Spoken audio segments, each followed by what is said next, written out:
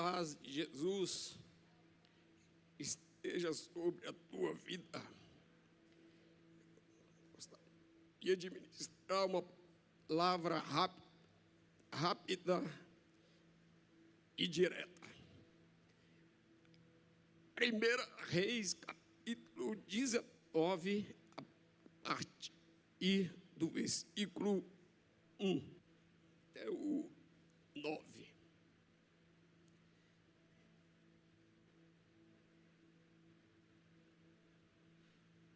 E Acabe fez saber a Jezabel tudo quanto Elias havia feito, e como totalmente matara todos os profetas à espada. Então Jezabel mandou um mensageiro a Elias a dizer-lhe: assim me façam os deuses e outro tanto, se de certo amanhã a estas horas não puser a tua vida como a de um deles. O que vendo ele se levantou e para escapar com vida se foi, e chegando a Berseba, que é de Judá, deixou ali o seu servo. Ele, porém, foi ao deserto caminho de um dia, e foi sentar-se debaixo de um zimbro, e pediu para si a morte, e disse: já basta, ó Senhor, toma agora minha vida, pois não sou melhor do que meus pais. E deitou-se e dormiu debaixo do zimbro. E eis que então um anjo tocou e lhe disse: levanta-te, come. E olhou, e eis que à sua cabeceira estava um pão cozido sobre as brasas e uma botija de água, e comeu e bebeu e tornou a deitar-se. E o anjo do Senhor tornou segunda vez e o tocou e disse: levanta-te, come, porque te será muito longo o caminho. Levantou-se, pois, e comeu e bebeu, e com a força daquela comida caminhou 40 dias e 40 noites até Horebe, o monte de Deus. E ali entrou numa caverna e passou ali a noite. E eis que a palavra do Senhor veio a ele e lhe disse: que fazes aqui, Elias? Então essa é a história onde narra, pós-matança de 400 profetas de Baal, depois de um milagre extraordinário, onde Elias, por meio da oração, traz fogo do céu para consumir uma oferta. E ali ele desafia esses profetas para que pudesse provar quem era o Deus verdadeiro, se era o Deus Baal ou se era Deus o Senhor. E logo depois desse evento, uma mulher por nome de Jezabel o ameaça de matá-lo, e diz que vai fazer da vida dele o que ele fez com os profetas dela. E de repente um homem ousado, cheio de fé, ungido, profeta de Deus, de repente toma essa palavra, recebe no seu coração e passa a fugir. E ele entra em umas questões emocionais tão fortes que ele passa a pedir a Deus a sua morte. Ele diz: basta, Senhor, eu quero morrer. Então, a partir dali, Elias passou a dormir, estava em depressão. O anjo acorda, dá comida, ele anda, e quando ele chega em Horebe, ele entra dentro de uma caverna e fica ali prostrado. E Deus vem outra vez e diz: Elias, por que você está aqui? O que você está fazendo? Então a gente vê nesse momento Elias se esquecendo dos milagres que Deus já havia feito na vida dele. homem que de repente apaga o poder de Deus, de repente se apaga a sua fé, de repente ele se esquece de tudo que Deus já havia feito pela sua mão e se coloca debaixo da ameaça de uma mulher. E se coloca debaixo de uma ameaça que nem iria se concretizar. Então, amados, a gente, a partir desse ponto, podemos já perceber que muitas vezes nós sofremos com ameaças, de problemas, de situações em nossas vidas, que na maioria das vezes, nunca se concretizarão. Está apenas no campo dos pensamentos. Então essa questão emocional ela é muito delicada. Porque muitas vezes sofremos com situações como se o pior já tivesse acontecido.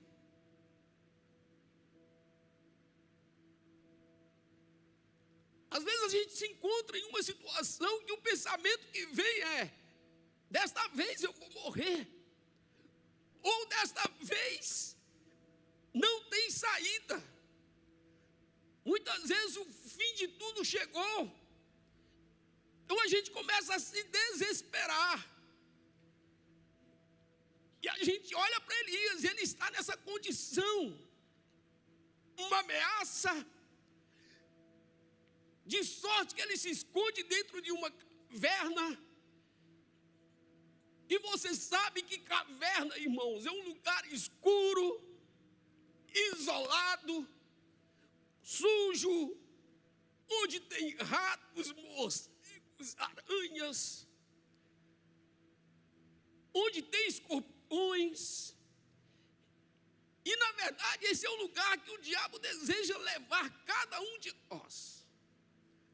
Um lugar de medo, um lugar de tristeza. Então, muitas vezes, essa caverna nós estamos falando como um lugar espiritual, onde nós ficamos presos espiritualmente. Quantas vezes você carrega um histórico de uma família que viveu períodos de derrota? Às vezes você lembra de um passado de dor, de sofrimento, e quando alguma coisa começa a acontecer que te lembra esse passado, o medo vem, e de repente você pensa que vai acontecer a mesma coisa que aconteceu naquele tempo. Às vezes foi uma situação com seus pais ou com um parente próximo. E passamos a esquecer de tudo que Deus já fez em nossas vidas. Esquecemos às vezes, irmãos, até mesmo a nossa fé. Quantas experiências você já viveu, quantas coisas você tem para agradecer. E de repente, num tempo de embaraço, você fica cego, você não lembra mais do poder que Deus pode exercer sobre sua vida. Você não lembra mais das promessas que estão escritas na palavra a seu respeito. Você não lembra mais daquilo de bom que Deus já realizou. E eu vou te dizer algo, é maravilhoso quando a gente vê uma pessoa que está com câncer sendo curado. Sim ou não? Pelo poder da oração. Agora deixa eu te falar, esplêndido é você nunca ter tido câncer. Quem nunca teve câncer aqui? Olha aí. Esse é um milagre muito maior do que uma pessoa que já teve e foi curado. É maravilhoso, às vezes a gente vê pessoas sendo libertas das drogas. Agora é muito mais maravilhoso, é esplêndido ver pessoas que nunca provaram as drogas, que nunca se envolveram com drogas. É uma bênção ver paralíticos se levantar de cadeiras de rodas. É esplêndido, irmãos, você nunca ter tido paralisia, você ser saudável das pernas, de todo o corpo. E às vezes nós esquecemos desses detalhes e nos prendemos em coisas que muitas vezes está apenas no campo do pensamento. Então Elias, ele ficou cego das vitórias que Deus já havia dado. E ele nesse momento titubia diante, de uma palavra maligna contra ele, proferida por Jezabel, gerando nele medo e desejo de morrer. E quando você se enche de medo, esse medo, na maioria das vezes, te leva a se acovardar, fugir, se sentir inferior. Olha só Elias se sentindo inferior a Jezabel. Não tem lógica isso para quem está de fora. Muitas vezes você enfrenta problemas que são menores do que você. E tem às vezes que o problema tem a mesma estatura. Mas você começa a enxergar aquilo tão grande, que o problema se torna 3, 4, 5 metros maior do que você, se torna um gigante. Você já viu aquela história fazendo tempestade em copo d'água? E é verdade. Problemas que não são grandes, mas você passa a enxergá-los como gigantes. Então vou te dar o primeiro ponto aqui. Resistir a esses inimigos da mente, esses inimigos do pensamento, esses inimigos da alma, esses inimigos das emoções. Aí você pergunta, e como eu posso desenvolver essa resistência? Mudando a perspectiva, queridos. Mudando o seu olhar. Quando nós olhamos para esta situação de Elias, a única coisa que ele focava era na ameaça de Jezabel. Então, quantas vezes você está vivendo um problema e o seu foco é apenas o problema? E você não vê as coisas boas que estão acontecendo ao seu redor, você não vê as oportunidades, você não vê as bênçãos de Deus, você não enxerga as promessas, você não consegue ver o escape. A Bíblia diz que Deus tem um caminho no meio da tempestade para nós, mas muitas vezes nós não enxergamos este caminho, olhamos apenas para a tempestade. Então mude a perspectiva, mude o seu olhar, mude o seu foco. Faça aquilo que de fato você já conhece há muito tempo, encare as dificuldades como oportunidade de crescimento. Isso é um clichê tão gasto hoje em dia, né? Mas essa é a verdade. Pare de olhar para Jezabel. Mude sua perspectiva. Olhe para aquilo que Deus já fez e que Deus pode fazer na sua vida. Existem muitas frases de sábio, eu anotei 3 aqui, que diz, uma é assim, a dor é inevitável, o sofrimento é opcional. Isso é verdade. Nós não podemos evitar a dor. Às vezes a dor, ela vem de repente, uma enfermidade, um problema financeiro, a perda de um parente, perda de um emprego. Às vezes a dor toma repentinamente. Agora o sofrimento, queridos, isso é opcional. Você quem decide se entrega a isso, ou se a sua perspectiva desse momento será outra. Se você vê aquilo como um momento de crescimento, uma provação para subir de nível, ou muitas vezes até uma situação para que você se examine e possa ter um olhar para você mesmo e perceber o que você está fazendo de certo e o que você está fazendo de errado. Outra frase diz assim: você não pode controlar o que acontece, mas pode controlar como reage. Isso é verdade. Elias não poderia controlar essa situação de Jezabel ameaçá-lo, mas ele poderia controlar como reagir a essa ameaça. Então você não pode controlar o que acontece, mas você pode controlar como você reage. Se você vai se entregar àquela situação ou se você vai se levantar e resolver isso. Irmãos, nós existimos para resolver problemas. Ora, muitos problemas que nós resolvemos exigem de nós deixar de lado o orgulho. Sim ou não? Quando eu me converti, eu tinha problema com muita gente. E eu era um cara muito orgulhoso, queridos. Mas quando eu conheci Jesus, a primeira coisa que ele me desafiou foi pedir perdão. E eu vou dizer para você, pensa num trem difícil. Era mais fácil caminhar a pé daqui até no Ceará do que a coragem de chegar e pedir perdão. E eu precisei naquele tempo de muita coragem. E fui pedir, me humilhei, para mim aquilo era o fim do mundo. Mas eu aprendi em Cristo que eu estava morrendo, né, para a velha criatura.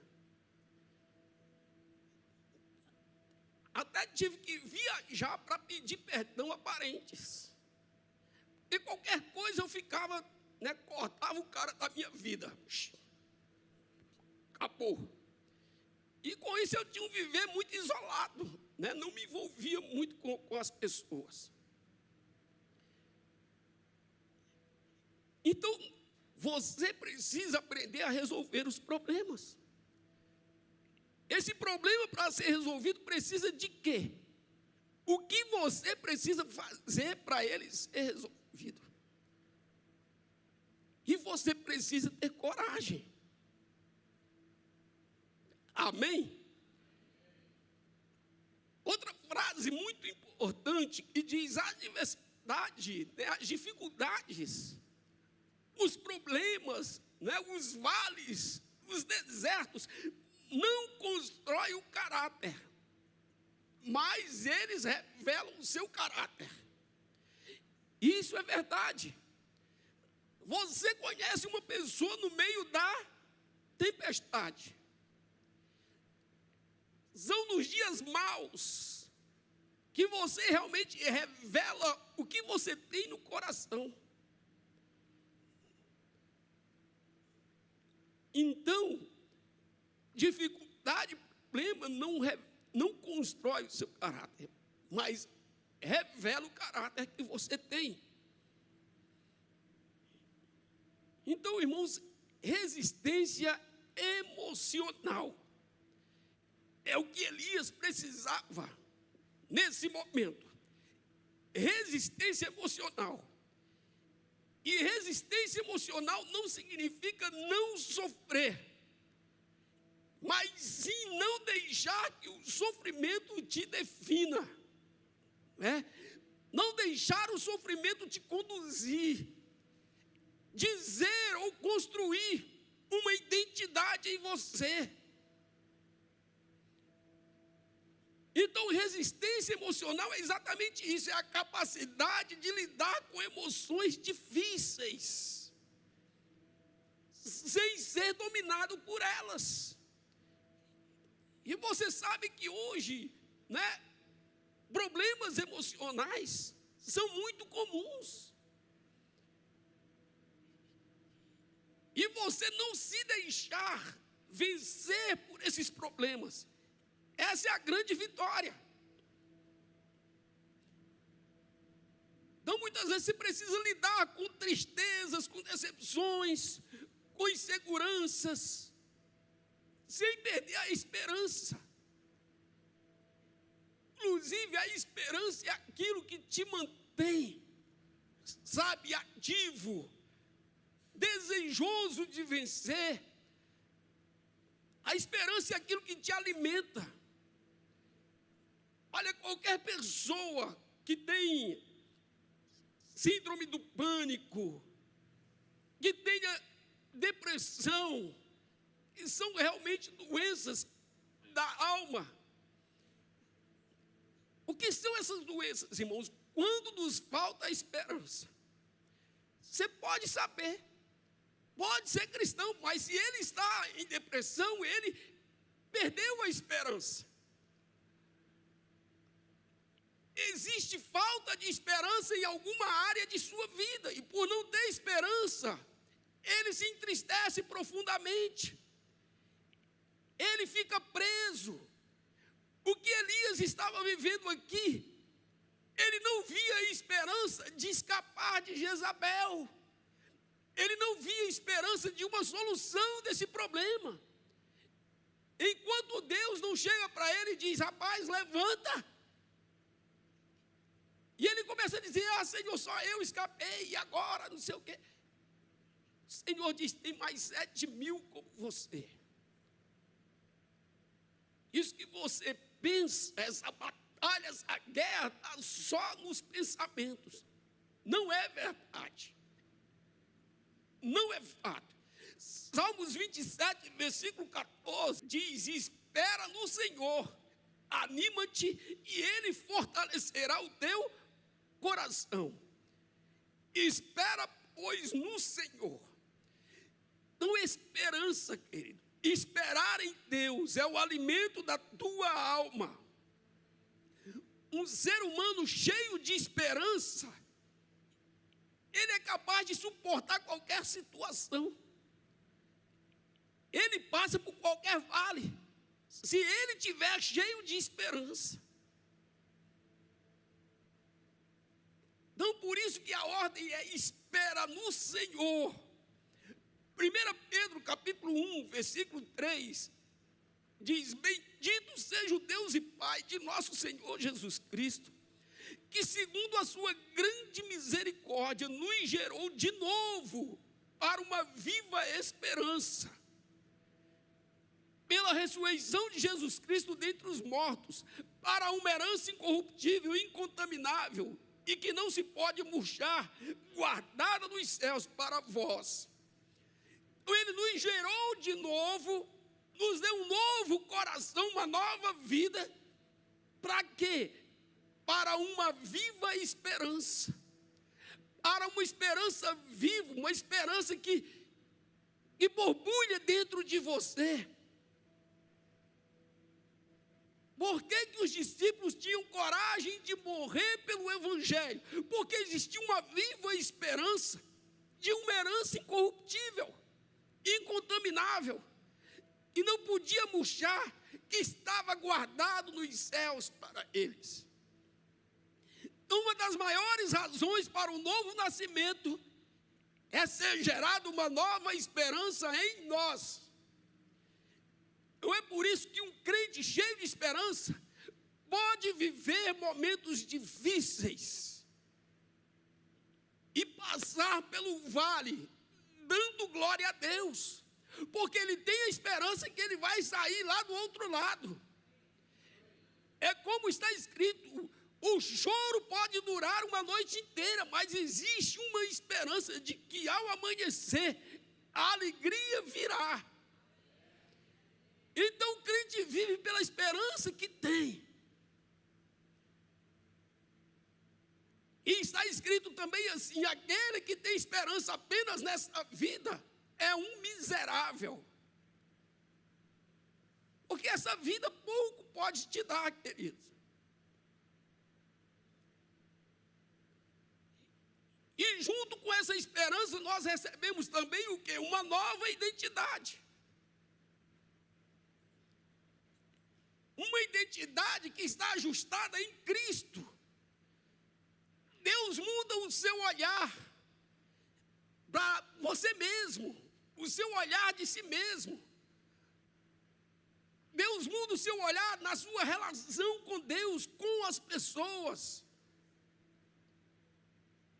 Na sua identidade pecaminosa, antes de Cristo, você cria numa mentira em relação à sua pessoa. Quantas coisas ruins que você cria e vivia por essa mentira. Mas uma vez recebendo uma nova esperança, você recebe uma nova identidade. E você crê hoje numa verdade ao seu respeito. Quando você era do mundo, você vivia de acordo com o que os outros esperavam de você. Então, muitas vezes a gente vive não para nós mesmos, vivemos para os outros, quando não conhecemos a Cristo. Vivemos de aparência. Mas uma vez recebendo essa nova esperança, você vive para Cristo e vive para você mesmo. Então, quais são os valores que tem na sua vida que são inegociáveis? Isso tem importância para você. E eu faço uma pergunta: o que você faria se você não tivesse medo do julgamento das pessoas? Porque muitas vezes você age, você faz, você vive com medo do julgamento das pessoas. Então, recentemente, nós tivemos o pastor Paulo Júnior, pedindo perdão aí nas redes sociais, abandonando o ministério, por falhas que ele reconheceu de si mesmo. E ele diz: olha, eu sei que as pessoas vão criticar muito, mas ele fez o que ele achava que era certo. Então, quando a gente vive com medo do julgamento, com medo das críticas, com medo que as pessoas vão falar ou pensar de você, então você vive para elas e não para Deus e nem para si mesmo. Então você, nessa nova esperança, nessa nova identidade, você tem que ter claro o que é importante para você. Quais são os valores que você não negocia? Erros, querido, não definem quem é você. Você errou muito no passado e está passivo a errar e pode ainda cometer muitos erros. Mas nem o erro vai dizer quem você é.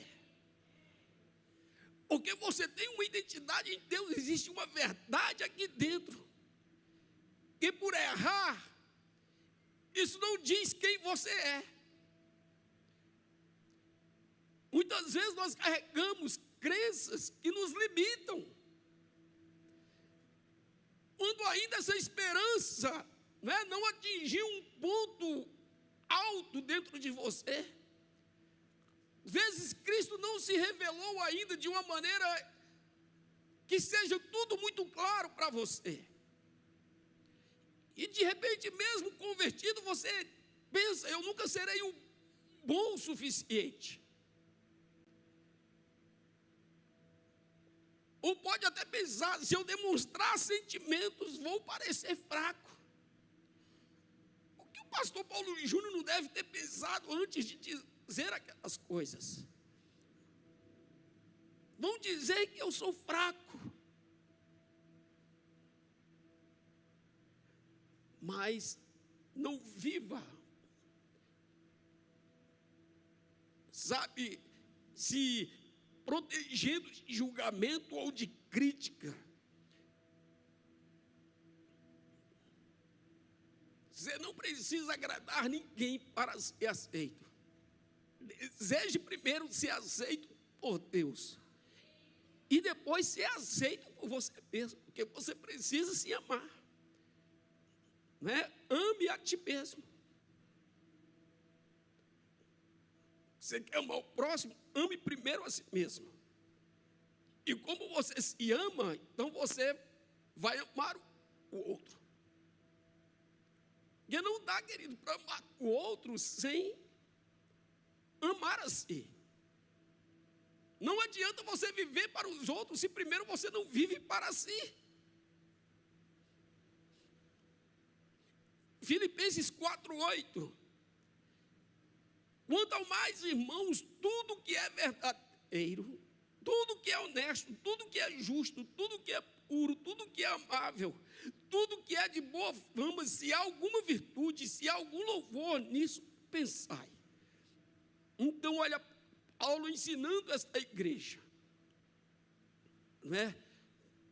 Você tem que colocar pensamentos de justiça, de pureza, daquilo que é amável, que tem boa fama, virtudes, louvor. Então não permita pensamentos de destruição, né? Pensamentos que te escravizam. Inclusive, tome cuidado com quem você anda, porque, sabe, conversas de pessoas que estão em sua volta te atinge, te influencia. Paulo, escrevendo aos Coríntios, capítulo 7, versículo 5, ele diz: porque mesmo quando chegamos a Macedônia, a nossa carne não teve repouso algum. Ele estava cansado, antes em tudo fomos atribulados. Por fora combates, temores por dentro. Então Paulo enfrentava problemas tanto exterior como também interior. Aí ele diz no versículo 6, mas Deus que consola os abatidos, nos consolou com a vinda de Tito. Então Tito foi um consolo para Paulo, Tito foi um amigo, que trouxe refrigério para a sua alma, ânimo, né, força, vigor.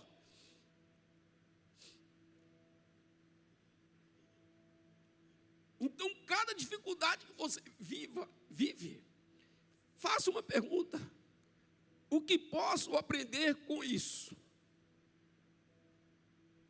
Ou, se a coisa está muito, sabe, o seu foco está muito direcionado a um problema, faça outra pergunta: existe outra forma de enxergar essa situação? Como eu posso enxergar essa situação? Por isso, muitas vezes, querido, é importante o conselho. Às vezes você está numa situação e você, sabe, o seu olhar está apenas num ponto. Quando chega uma pessoa madura e te mostra outras portas, então de repente começam a se abrir portas e janelas, e o seu olhar começa a ficar periférico. Você começa a tirar aquela visão de um ponto só, de um problema. Por isso que está escrito: confesse os seus pecados uns aos outros. Sabe, confesse para que você seja o quê? Curado. Porque quando você está no embaraço desse, vem doença, enfermidade na alma. E você fica preso nessas amarras, nessas correntes. Então, esperança não significa negar os problemas, mas acreditar que existe um caminho para a solução. Amém? E você acredita que tem solução para esse problema, se há essa esperança, eu não tenho nenhuma dúvida que você vai sair disso. Eu não tenho nenhuma dúvida que você vai vencer. Que esse vale, esse deserto é apenas temporário, porque há uma esperança. Mas se você perde a esperança, irmão, você perde a saúde emocional, e você vai buscar uma caverna para viver. Então, o poder da esperança não vem de esperar que tudo melhore sozinho, mas sim de acreditar que você pode agir para transformar a sua realidade. Amém? Então, outra coisa, não espere que as coisas se resolvam por si só. É necessário agir, é necessário dar passos, é necessário fazer. Não sei que problema você está vivendo, mas seja qual for, é necessário dar passos. Tem que agir. Sabe, você ora, você busca Deus você pede sabedoria, discernimento, bênção, mas você age. Foi o que Deus disse com Elias, mandou o anjo e disse: rapaz, levanta, sai dessa caverna, sai dessa situação, age, Elias. Porque Deus, irmãos, tem coisas que Ele não vai fazer por nós, porque a responsabilidade é nossa. Se você tem problema com alguém, Deus não vai pedir perdão àquela pessoa por você. É você que tem que pedir perdão. Se você está vivendo, sabe, uma enfermidade, Deus não vai trazer um médico na sua casa, você tem que ir lá. Você tem que mudar as coisas. Mudar a alimentação, tomar o remédio que precisa. Você tem que ter hábitos melhores. Ora, não adianta, meu irmão. Você está com dor aqui. Vai para a academia, rapaz, vai fazer exercício, irmão. Né? Você não pode fazer igual a Lolô, né? Perderam o controle ali do ar-condicionado, aí tinha Lolô e tinha mais outra. E eu falei: vocês podem dar conta desse controle. Foram vocês que perderam ele. Aí ela disse: ora para Jesus, pastor. Eu digo: ora para Jesus o quê, rapaz? Você procura esse controle, moço. Então, irmãos, não adianta, entendeu? Ora para Jesus. Tem coisas, não foi assim que Deus falou lá para o Moisés? Óbvio, para de orar e manda o povo que marche. Existem momentos que não é mais oração, é ação, é atitude. Se não der, se não der os passos para resolver, nunca vai ser resolvido. Amém? Então vamos ficar de pé, vamos encerrar. E quero ler 4 versículos. Encerrar com esses 4 versículos. Marcos 9, 23. E Jesus disse-lhe: se tu podes crer, tudo é possível ao que crê. Então, se você pode crer, tudo é possível ao que crê. E o que é crer, querido? É estar cheio de esperança de que a coisa vai acontecer.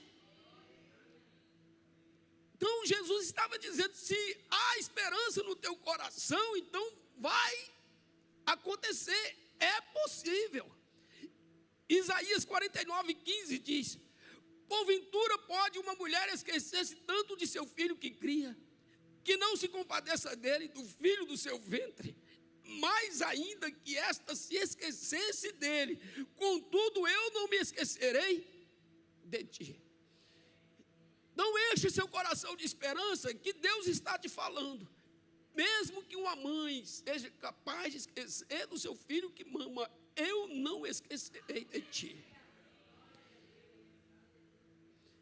Salmos 113, versículo 7 diz: levanta o pobre do pó, e do monturo levanta o necessitado, para o fazer assentar com os príncipes, mesmo com os príncipes do seu povo.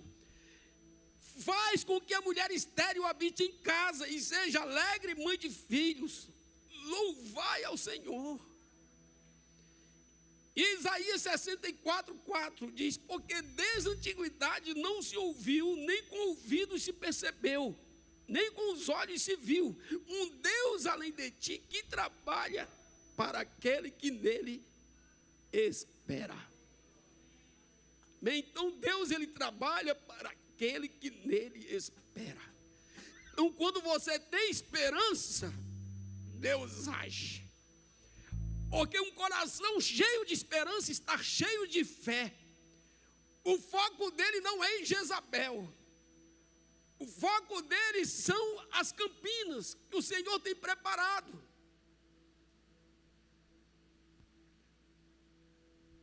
Não muda o foco e age. Encha seus pensamentos daquilo que é bom, daquilo que tem esperança, daquilo que é ousadia em Deus. Encha o seu pensamento daquilo que contém fé, daquilo que te alimenta. Amém? Então, nesse espírito, nós vamos orar pelos... Você que tem uma causa diante de Deus, você vai vir aqui em frente, nós vamos orar por você. Amém, pastora Cris? Pode vir aqui. E tenha esperança que Deus vai te dar um milagre, amém? Que Deus trabalha para aquele que nele espera. Se há esperança de acontecer, Deus está trabalhando isso. Tudo é possível aquele que crê. Aleluia.